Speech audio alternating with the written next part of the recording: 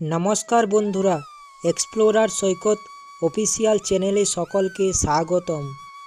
বন্ধুরা, মানুষের জীবনে সুখ ও দুঃখ সব সময় আসতে থাকে। ভালো বা খারাপ সময়ের মধ্যে কোনোটাই খুব বেশি দিন স্থায়ী হয় না। সেই জন্য সকলকে প্রস্তুত থাকতে হবে। শাস্ত্রীয় মত অনুযায়ী ব্যক্তির জীবনে খারাপ সময় আসার আগে বেশ কিছু ইঙ্গিত পাওয়া যায়। অনেকে তা সাধারণ ঘটনা বলে উড়িয়ে দেন। শাস্ত্রীয় মত অনুযায়ী খারাপ সময় আসার সংকেত সম্পর্কে জানা থাকলে ব্যক্তি সতর্ক ও সচেতন হতে পারবে এবং সেই অনুযায়ী কিছু উপায় করে কষ্ট কম করা যাবে। শ্রীকৃষ্ণ কোন কোন সংকেত দেখে সতর্ক হতে বলেছেন তা জানতে ভিডিওটি সকলে শেষ পর্যন্ত দেখুন। বন্ধুরা, আমাদের জীবনে কখন খারাপ সময় আসতে চলেছে তা কেউ জানে না।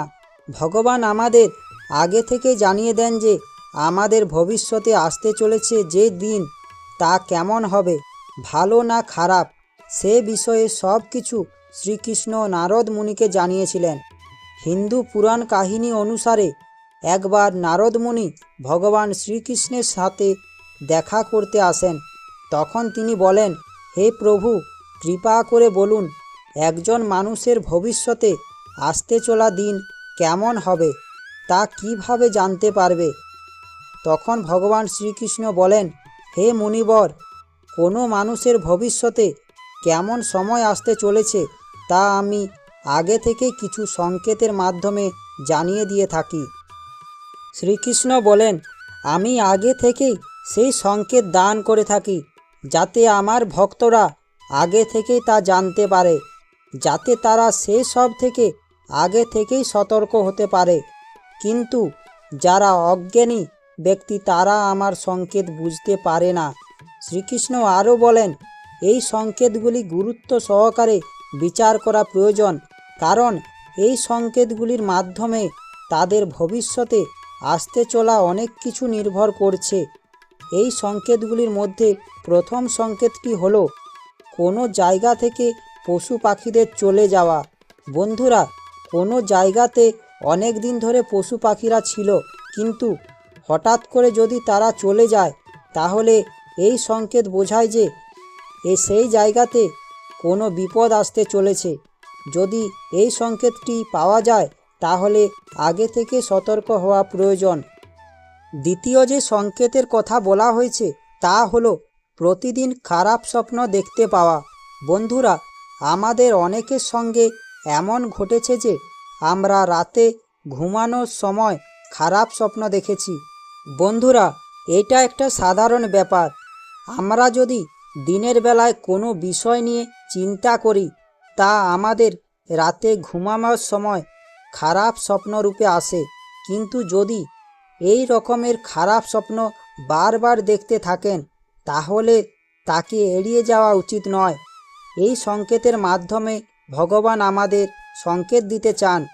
যদি আপনি নিজের পরিবারে নিয়ে দেখেন এরকম স্বপ্ন, তাহলে রাতে ঘুমানোর আগে 2 থেকে 3টে তুলসী পাতা বালিশের নিচে রেখে ঘুমাবেন এবং আপনার আরাধ্য দেবতাকে স্মরণ করে তারপর ঘুমাবেন। বন্ধুরা, এই রকম যদি করতে থাকেন তাহলে খারাপ স্বপ্ন দেখা বন্ধ হয়ে যাবে। তৃতীয় সংকেতটি হলো বিড়ালের ও কুকুরের কান্না। বন্ধুরা, দেখবেন কোনো একটি অজানা কারণে কুকুর ও বিড়ালরা কান্না করতে থাকে। এই রকমের ঘটনা খারাপ সময়কে আগে থেকেই সংকেত দেয়। এই রকম ঘটনা ঘটে তাহলে আগে থেকে সতর্ক থাকা প্রয়োজন। অনেক সময় আমরা যে বিড়াল বা কুকুর কান্না করে তাকে মেরে তাড়িয়ে দিই। এমনটা করা কখনো উচিত নয়। সেই সময় সেই প্রাণীটিকে কিছু খাবার খেতে দিবেন, কারণ ভগবান এই কাজ যে করে তার উপরে খুবই প্রসন্ন হন। চতুর্থ যে সংকেতের কথা বলা হয়েছে তা হলো, বন্ধুরা, আমাদের সকলের বাড়িতেই টিকটিকি থাকে। এই টিকটিকি যদি কখনো লড়াই করে, যদি 2টি টিকটিকি লড়াই করতে করতে একটি টিকটিকি মারা যায় বা হারিয়ে যায়, তবে এই সংকেত দেয় যে কোনো বড় অশান্তি হতে পারে। এই সময় কোনো ঝামেলার মধ্যে জড়িয়ে পড়ার আশঙ্কা থাকে। সেই সময়ে সব সময় নিজের রাগের উপরে নিয়ন্ত্রণ রাখতে হবে এবং নিজেকে কম কথা বলতে হবে। ভেবেচিন্তে সকলের সাথে কথা বলা প্রয়োজন। পঞ্চম যে সংকেতের কথা বলা হয়েছে তা হলো, আমরা সকলেই বাড়িতে দুধ গরম করে থাকি।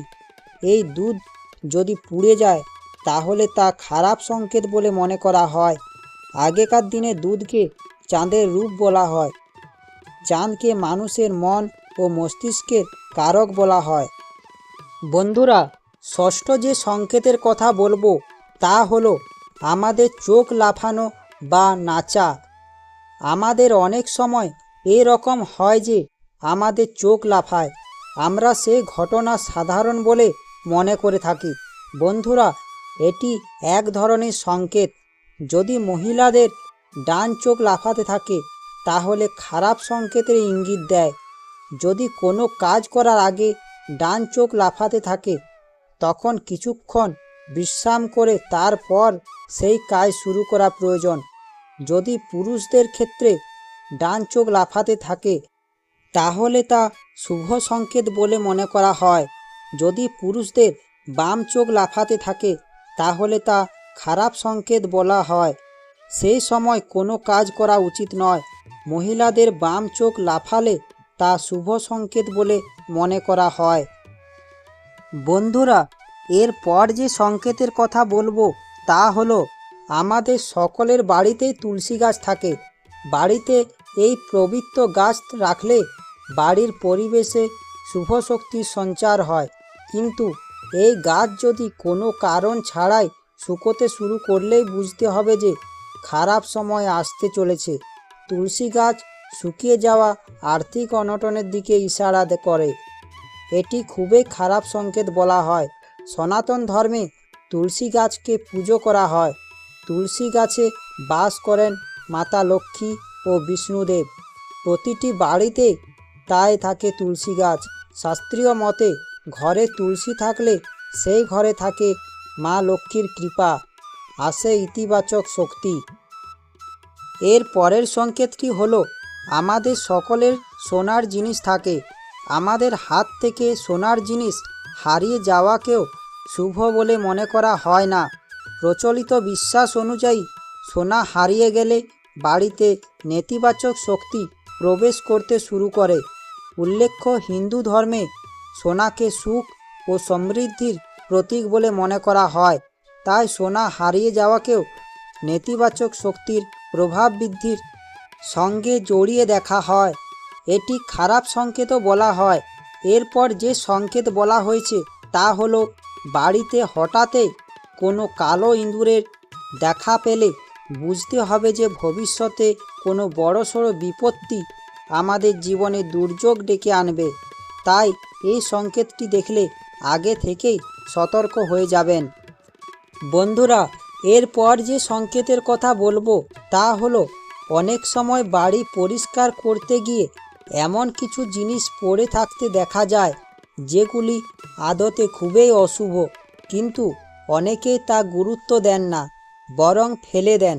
তবে আপনি বুঝতে না পারলেন সেই জিনিসগুলি আসলে আপনার খারাপ সময়ের ইঙ্গিতবাহী। এই রকম কিছু অশুভ জিনিস হলো টিকটিকির লেজ এবং মাছের কাঁটা। কাজেই বাড়িতে যেখানে সেখানে এই সব জিনিস থাকলে তা পরিষ্কার করুন আর ঘরেও সব সময় পরিষ্কার রাখবেন। এর পরের সংকেত হলো বন্ধুরা, কালো বিড়াল মাত্রই যে অশুভ এমনটা নয়। সমস্ত পশু ভগবানের রূপ। তবে আপনি যদি বেশ কিছুদিন ধরে সম্পূর্ণ কালো কোনো বিড়ালকে ঘোরাফেরা করতে দেখেন তাহলে সতর্ক হন।